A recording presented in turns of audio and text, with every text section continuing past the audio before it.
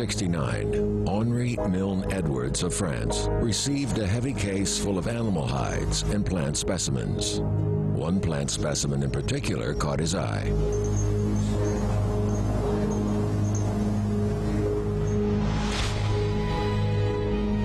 The leaves were about the same size as mulberry leaves, with serrated edges.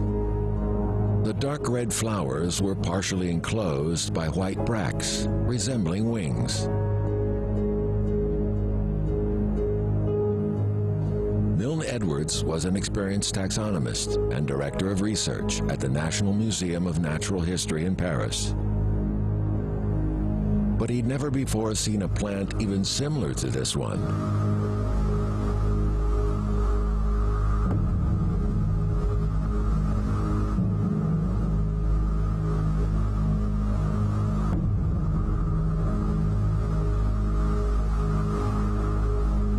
He suspected it was a new species. After waiting so long for such an opportunity, he was overjoyed.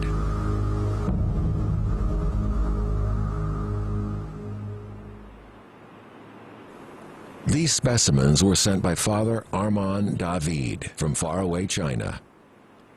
David loved the natural sciences and believed that learning about nature brought him closer to God.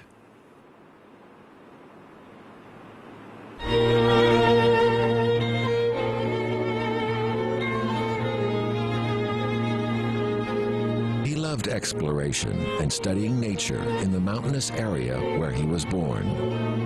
He often went up into the mountains to observe the wild flora and fauna and collected specimens.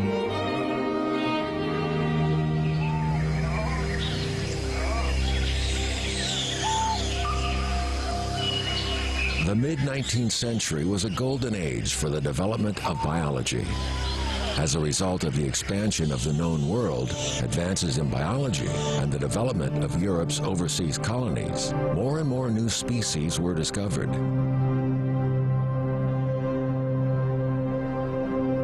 The mysterious land of China attracted a stream of foreign adventurers.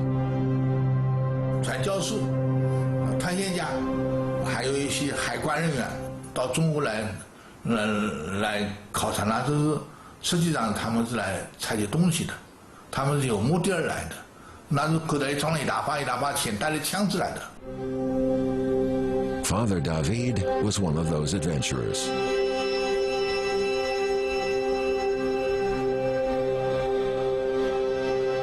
In 1852, at the age of 26, David applied to the church to proselytize in China. The combination of biological research and preaching perfectly suited him.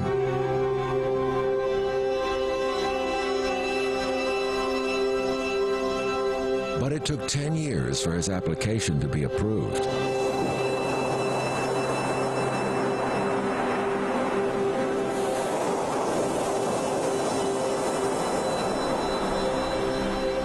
In February 1862, David visited Professor Milne Edwards before at last leaving for China. Milne Edwards greatly appreciated David's knowledge of animals and plants, so he asked him to look for new species in China.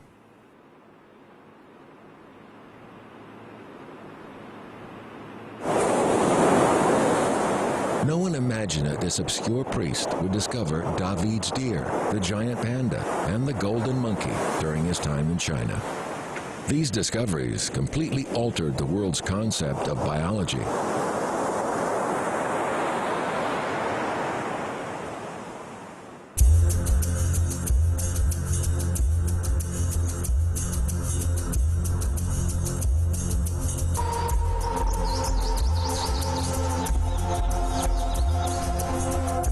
David finally arrived at a small church in a small county in southwestern China.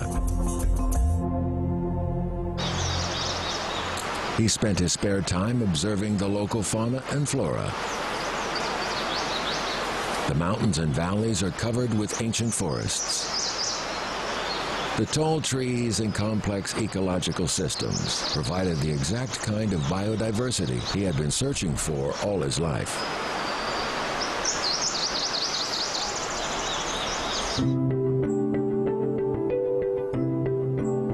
March 17, 1869, David and his assistant took their usual walk into the mountains at daybreak. David decided to explore a valley he had yet to visit, hoping to make some new discoveries.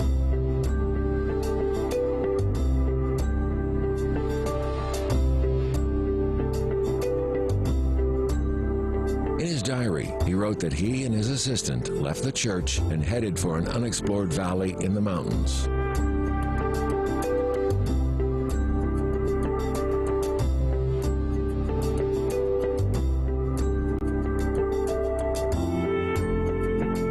The narrow path abruptly stopped just before noon. A heavy fog blocked the sun in the afternoon, and they became lost.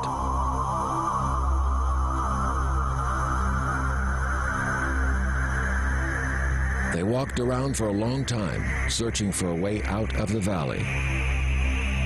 They decided to take a rest and try to find a way out when the fog cleared.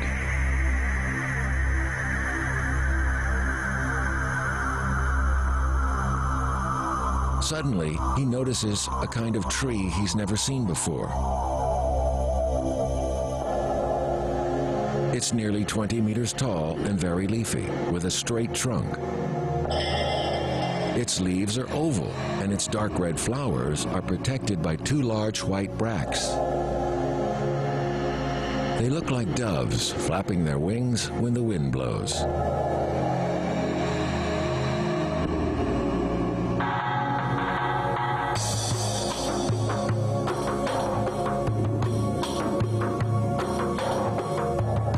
David is surprised. He's seen many different species of plants, including some new ones, and can usually tell something about their taxonomy.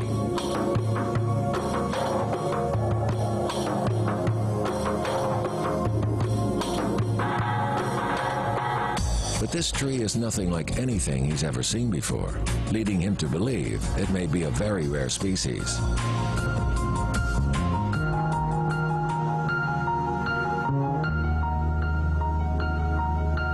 He has his assistant tear off a branch for further study at home.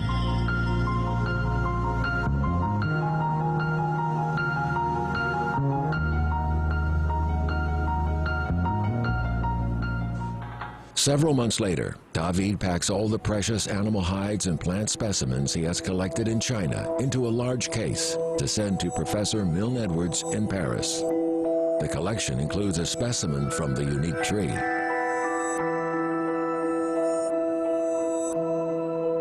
David mentions this tree in his letter to Professor Milne Edwards, speculating that it is probably an ancient and rare species. He calls it the Chinese dove tree because of the appearance of its flowers.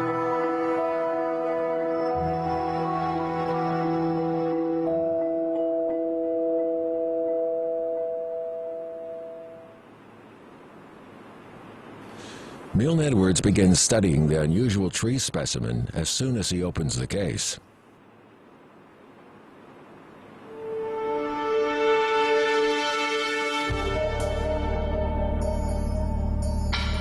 In searching for written references, he soon notices that it is similar to a fossil of a deciduous tree unearthed in Europe from the Cenozoic era that was thought to be long extinct.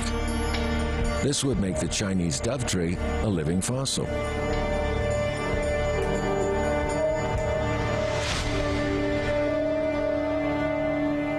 蕨异植物是一批过去在历史上、甚至在地质史上生长的一些植物，但这些植物呢，很多都已经消灭掉了，但是呢有少量的东西被偶然的保存下来了，所以叫做蕨异植物。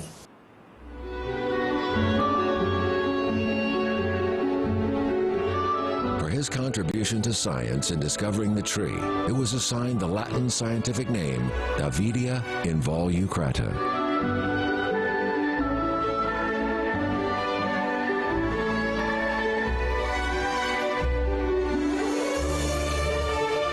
Conditions at the time made it impossible to cultivate the tree in Europe, so Europeans only knew about it from pictures.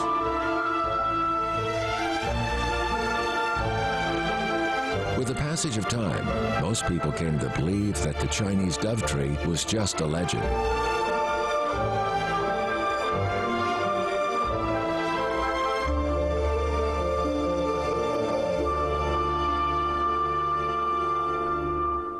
But several decades later, the plant unexpectedly came to the world's attention once again.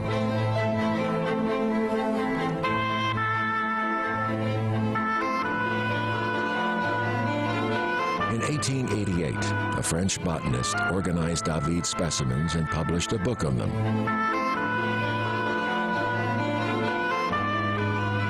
The only color illustration shows the dove tree. The tree was a hit with the readers, as well as plant dealers from all over the world.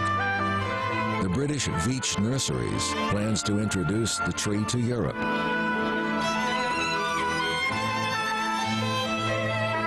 They quickly find someone willing to bring back seeds from China, 23-year-old Ernst Henry Wilson.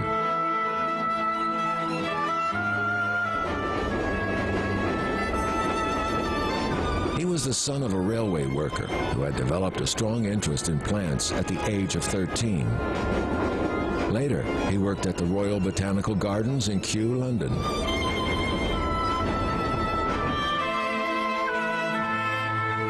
世界园林当中啊，球园是最高级的一个学府。它不光是一个植物园，它是个研究单位，它里头引种了全世界各地的植物，哪个是五花八门、南美北美什么都有，而且引种栽培的方法都非常高级。Kew Gardens has many Chinese plants and Oriental-style buildings. This may have been what piqued Wilson's interest in China.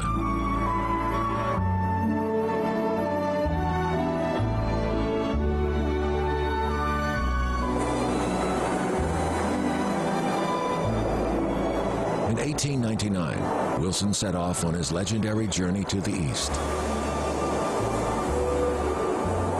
He worried about finding the tree because he only had an illustration from an old botany book to go by. Locating the trees in the mountains was sure to be difficult.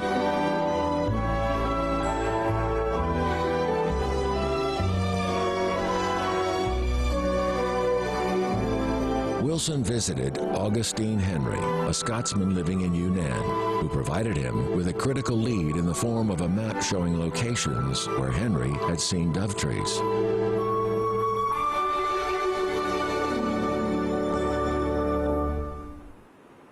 Armed with a map, Wilson boarded a boat for Yicheng, where he organized a team to help him look for the trees.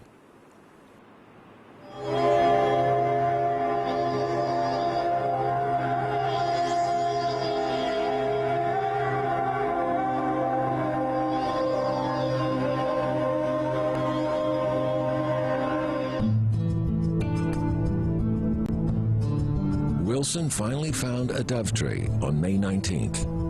He was so happy and excited, he couldn't help but shout for joy.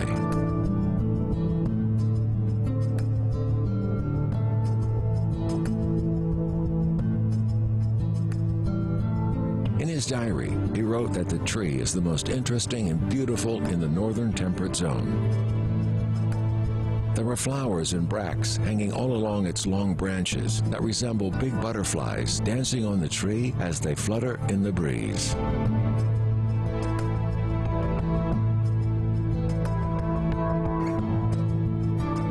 Although Wilson was pleased with what he had found, there was still a thorny issue he needed to address.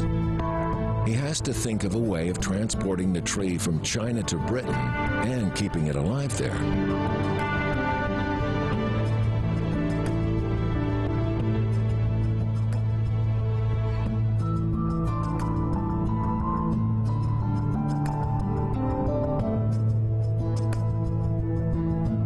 So, in the fall, he settled himself in the mountains and collected seeds from the dove tree. Life in the mountains is very hard and tedious, but this didn't bother Wilson at all. He indulged himself in this kingdom of plants, collecting specimens and recording them in detail.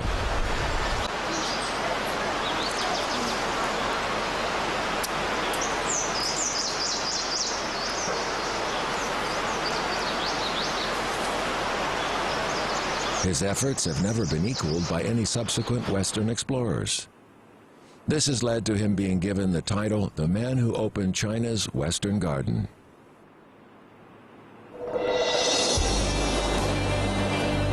In 1902, Wilson set out on the return journey to Britain with the seeds of the dove tree safely packed away.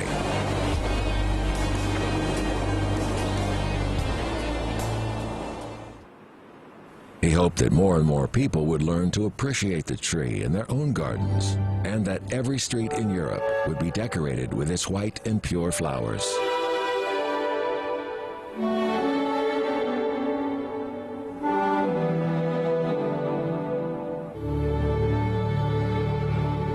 Months later, he began to plant the tree in Europe.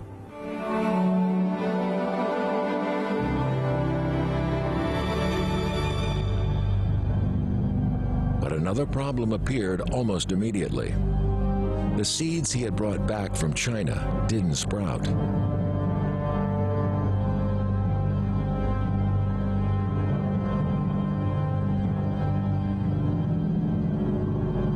Splitting open the seeds revealed that the seeds of the dove tree are protected by a thick, hard shell that tightly covers them.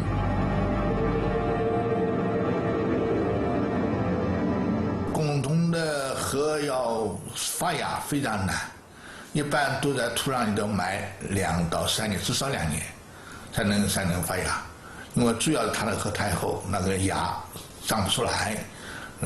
如果放了2、3年以后呢，就是外面的壳啊给那个腐朽了，慢慢的软化了，它这个芽比较容易长出来。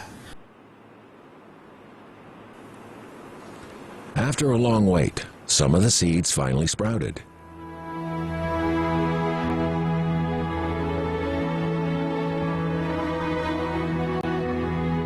Wilson returned to China 4 more times to collect more plants.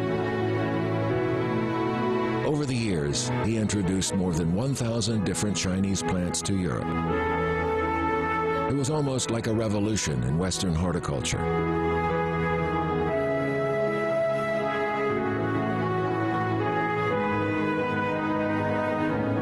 He also took over 1,000 photos and wrote a great deal in his journals describing the plants.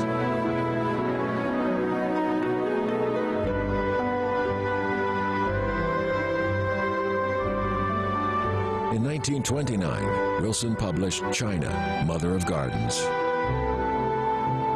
The book had a far-reaching impact on 20th century horticulture. China became widely recognized as the mother of all gardens in Western horticulture.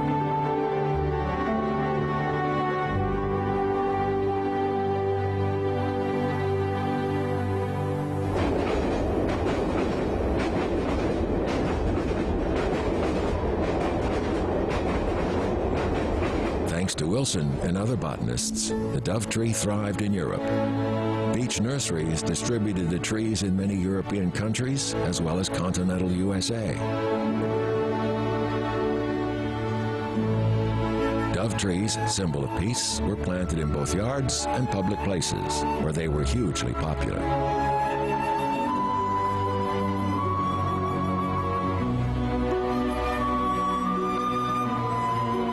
They decorated ancient castles, private homes, government offices, and hotels. There's even a large dove tree in the garden of the U.S. White House.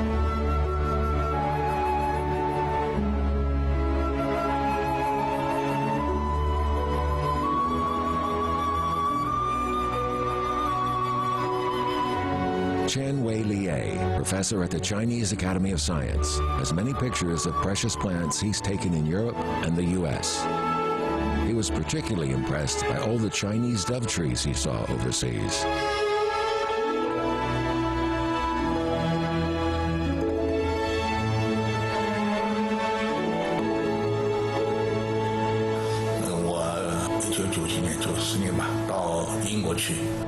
I 到爱丁堡植物园的时候，在当地第一次看到了我们国家的贡桐，那棵树已经相当大了，有12米左右高吧，满树都是白花。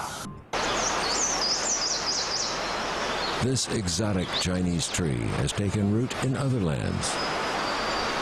but for a long time, it was largely unknown in its homeland.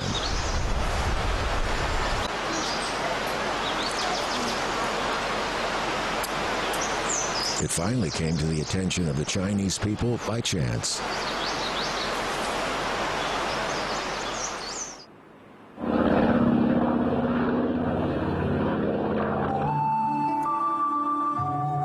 In April 1954, the late Premier Zhou Enlai participated in an international meeting in Geneva. He was intrigued by several beautiful trees with white flowers that looked like doves in flight. From one of the surprised foreign personnel accompanying him, he learned that they were Chinese dove trees that came from southwest China. They are living fossils that have survived millions of years and the Fourth Ice Age.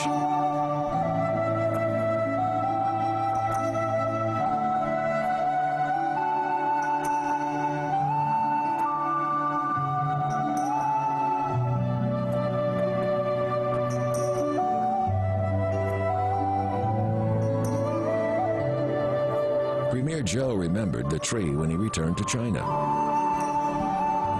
He realized that the tree was worth serious study, so he ordered the Ministry of Forestry to carry out research on it.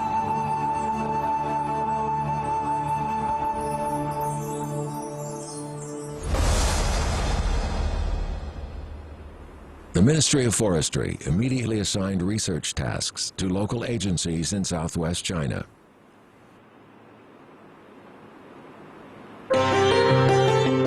The legendary Chinese tree becomes popular in the West, but remains unknown in its homeland. Finding this exotic living fossil in the dense mountain forests was a daunting task. Now botanists hope that the tree can beautify Chinese cities. Please join us for part 2 of the ancient dove tree.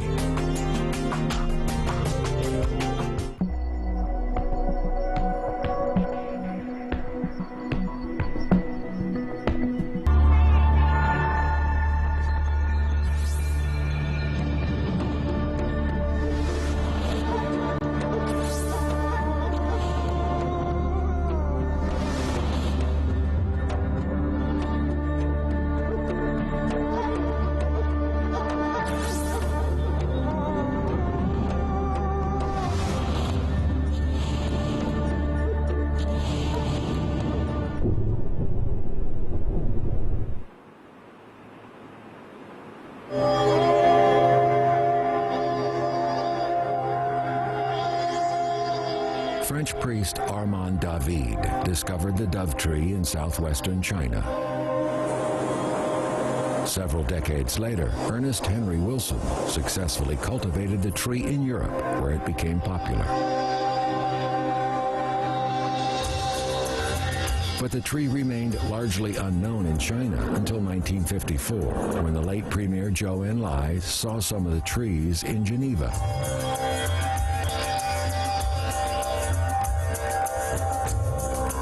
This so-called Chinese dove tree was well established in the West, but practically unknown in China. Almost no one knew its distribution or growing conditions, let alone how to cultivate it. Chinese botanists in southwestern China began studying the tree to remedy this disgrace.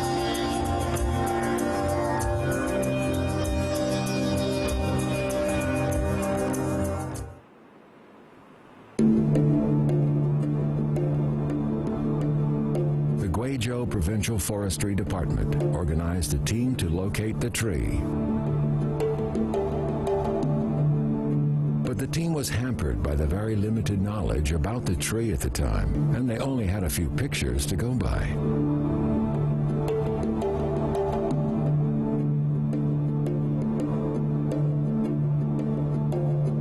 Guizhou is heavily forested, and no one knew where the dove trees grew. In fact, no one even knew for sure if the tree actually grew in the province.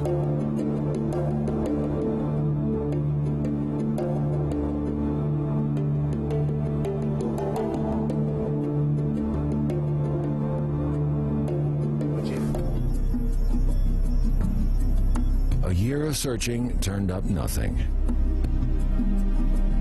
They decided to take a different tack, concentrating their search on areas where it was known another tree often grows in close proximity to the dove tree.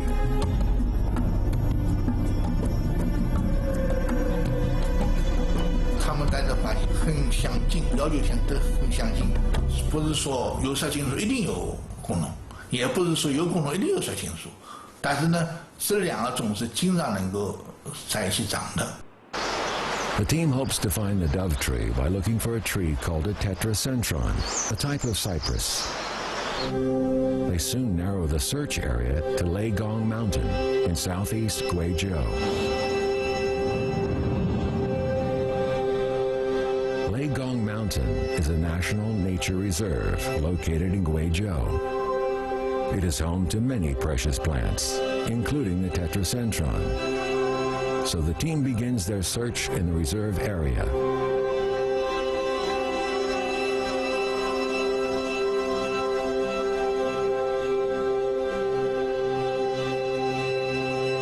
They soon discover many areas where the tetracentron is growing, but no sign of the dove tree nearly 2 years into their search.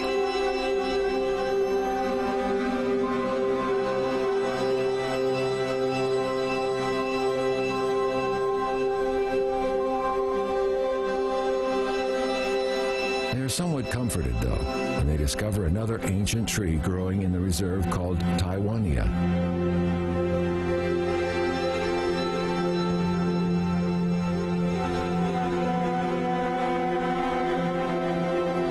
Many members of the team are beginning to believe that perhaps they are wasting their time because there are no dove trees in Guizhou. Frustrated by the lack of results, they decide to suspend the investigation.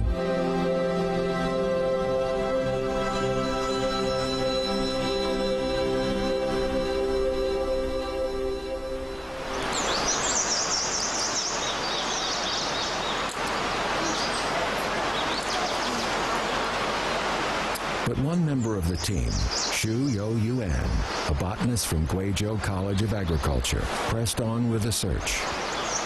From experience, he believed he would find the dove tree on Fanjing Mountain in northeastern Guizhou.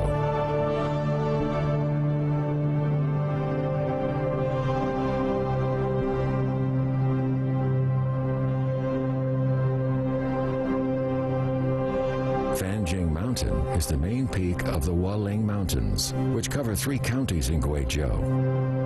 Its ancient and unique geographical structure presents a spectacular landscape.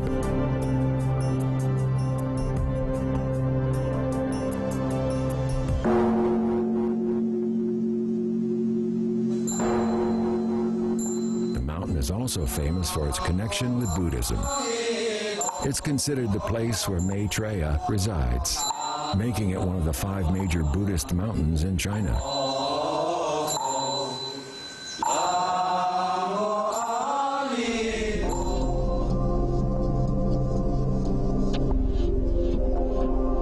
But Xu and the others are only interested in the unique natural environment that is home to many rare and exotic plants and animals. It is China's subtropical ecological treasure trove.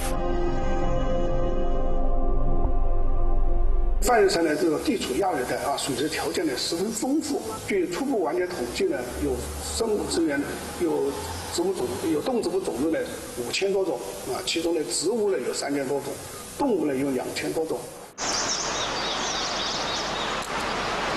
Xu arrived well prepared at Fanjing Mountain with his interns in 1974.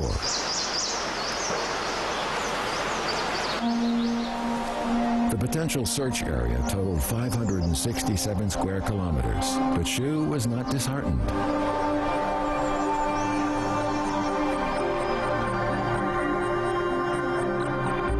The expedition team pressed on day after day, focusing their efforts on first finding the tetracentron in hope of finding dove trees nearby.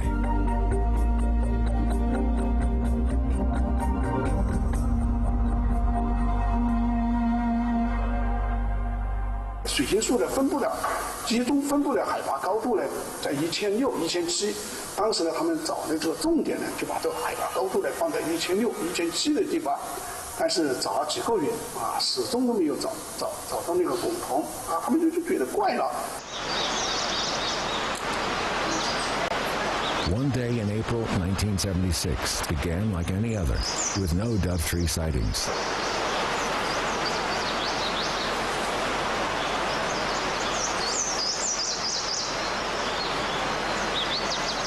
On their way home, the team meets a local with a walking stick made from a branch of a tetracentron.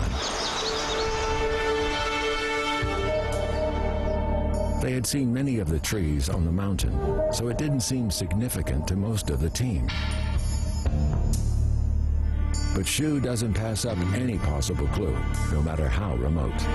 He asks the villager about the location of the tree.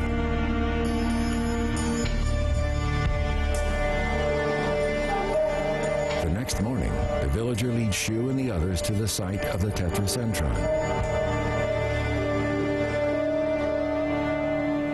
你翻过那个山头，老远你就看到那3公里满山都是那个白的啊！徐老师一看，这就是汞酮啊，非常激动，大家迅速的向那个汞酮里奔跑过去啊！我正在看着这就是汞酮，看着那画啊！徐老师抱着那汞酮，激动的说：“汞酮啊，我终于找到你了！”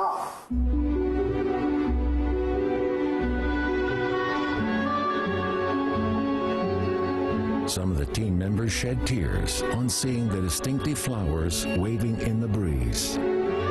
This was the moment they had been anticipating for a long time.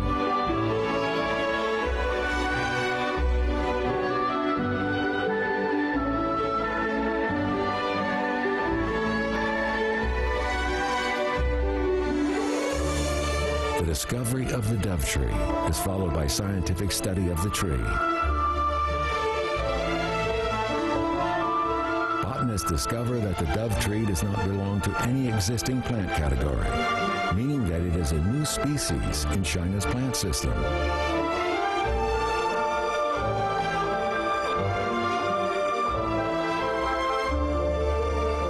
为什么在全世界别的地方都没有发现获得汞酮的植物，就在我们中国这块大地上有这么一些东西存在着，而且存在的地方就在这个区域，在生物进化啊，或者是物种的变异上面啊，提供我们很多线索。The dove tree's discovery was important for geography, climatology, and ecology, as well as the field of biology.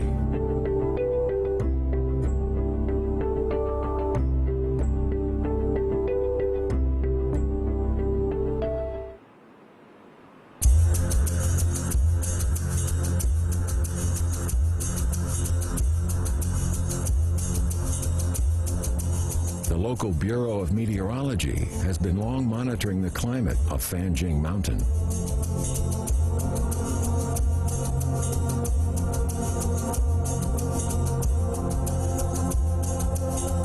The steep peaks and deep valleys exhibit great variation in temperature and humidity. There are actually 4 climate zones.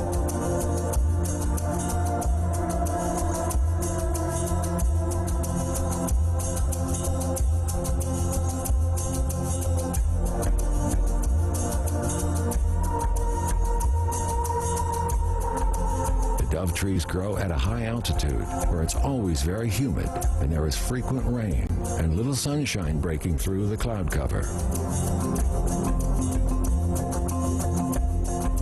半年山的汞酮呢，分布的海拔高度呢，主要是在800到1600集中分布呢是在1100到1300的这个高度上。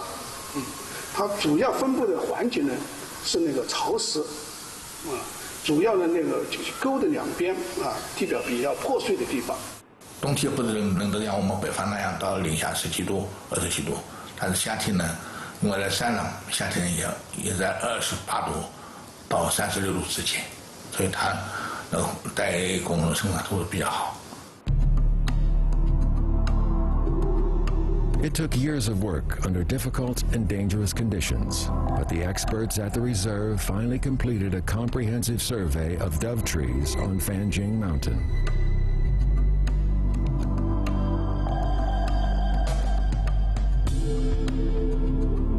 They found that there are over 300 hectares of the trees on the mountain, concentrated in 4 areas.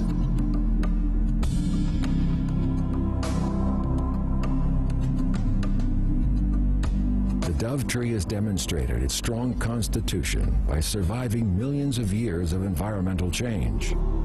But this is no guarantee of its future survival in the wild.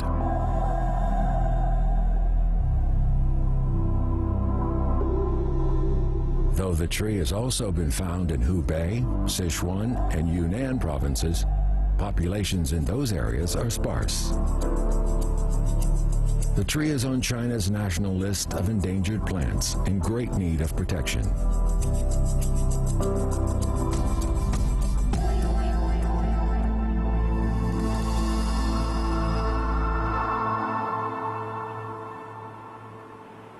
One reason the dove tree is endangered is because of its hard seed cover that delays germination for several years until the shell becomes soft enough.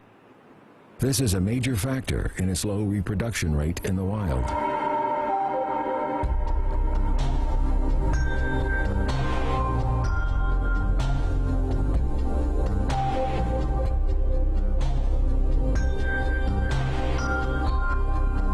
Ernest Henry Wilson discovered this problem when he planted the seeds in Britain.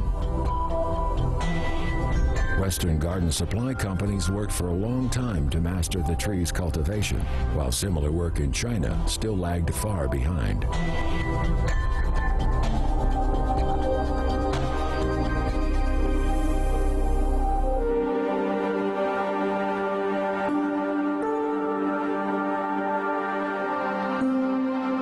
The first hurdle for botanists was finding a way to promote germination of the seed. The germ must break through the thick, hard seed covering to get moisture and sprout.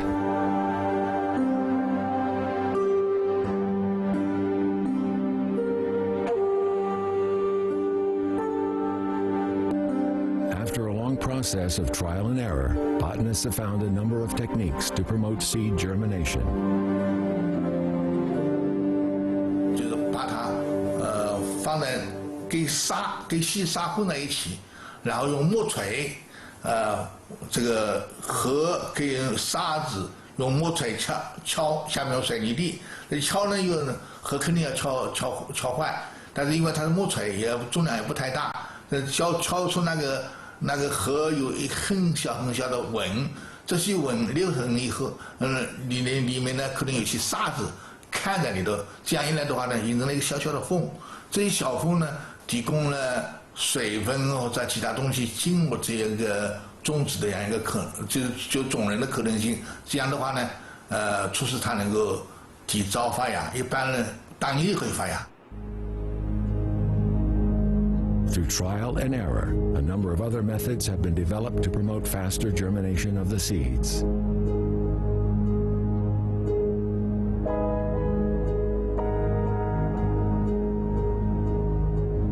More and more is being learned about cultivation of the dove tree in its native land. The last hurdle was successfully growing the tree in other parts of the country. The trees transplanted overseas have been growing well for over a century, when botanists in China were still trying to get them to grow in other locations in the country.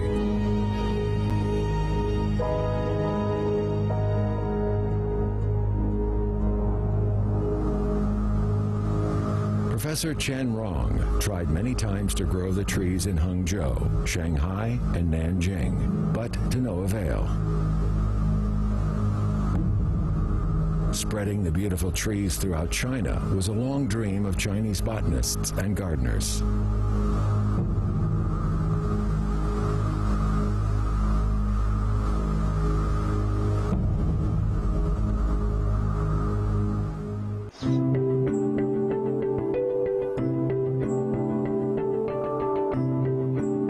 Shakun, who has been in business for almost 50 years, owns a nursery featuring a variety of precious plants.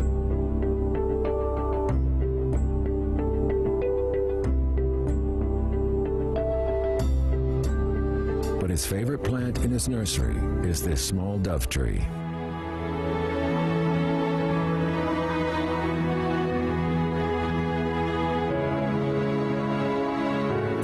Director of production in a government nursery in southwestern Beijing. In 1987, he successfully introduced 45 dove tree saplings to the nursery. His achievement seemed incredible to many people.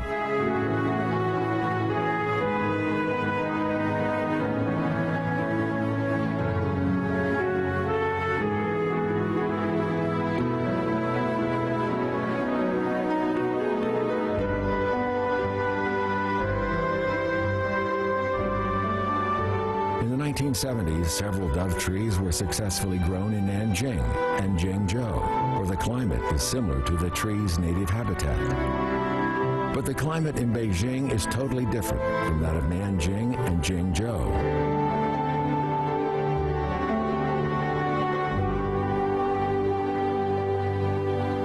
夏季炎热、高温，这个呢，对于珙桐的就说来说呢，是一个很难度过的这么一个时期。它呢，水分供应不上，叶子很快就萎蔫。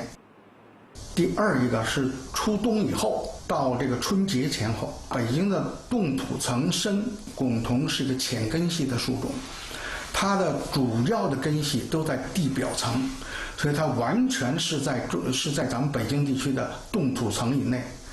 这个冻土层就使得它的毛细根不能够吸收水分，所以这个时候呢，大风剧烈的刮，蒸腾量特别大，所以它是从树的小的枝条到树干，就整个的就干枯。Any one of these factors can cause the death of the tree. But Wang and his colleagues were determined to cultivate the 45 dove trees in their nursery.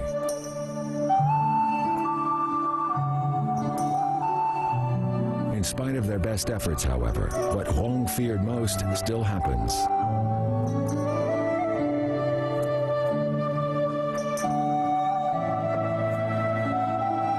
Some of the trees begin to wither and succumb to disease, and most eventually die, leaving just 4 survivors.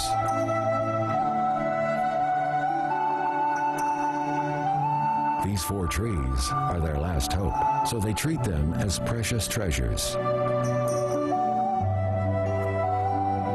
In summer, they increase the environmental humidity, and in winter, they build a protective shed to shield the trees from wind and cold.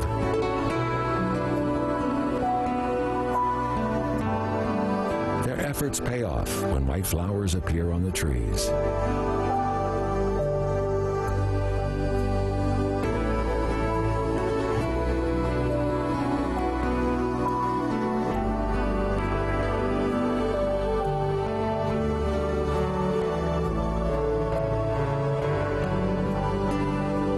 Causes a sensation in botany circles. It's the first time a dove tree has bloomed in Beijing. 一开始开花，那当然就是大家伙都是那个惊喜若狂啊！说这回可真正的看到鸽子树的花了，因为原来我们引鸽子树，我们也没就是引来这么多年，是吧？就是说在引的过程当中也没见过这个花，所以大家伙真是欣喜若狂。Building on his success, Huang successfully plants dove trees in other parts of Beijing. The ones on the Tsinghua University campus are doing especially well, with most bearing flowers and seeds.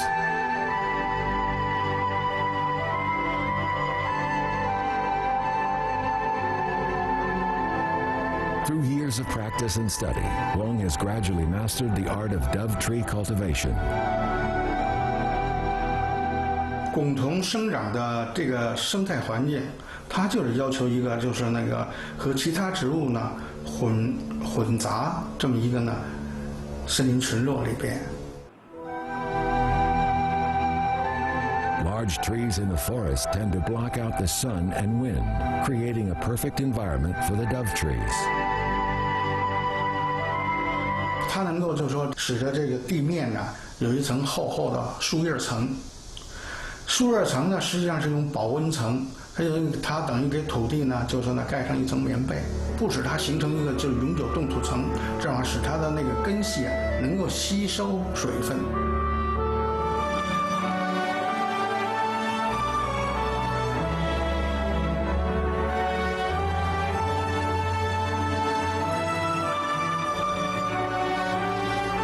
The dove tree has emerged from its mountain forest home in China to take root in many other locations in the world, including Paris, Britain, and the U.S. White House.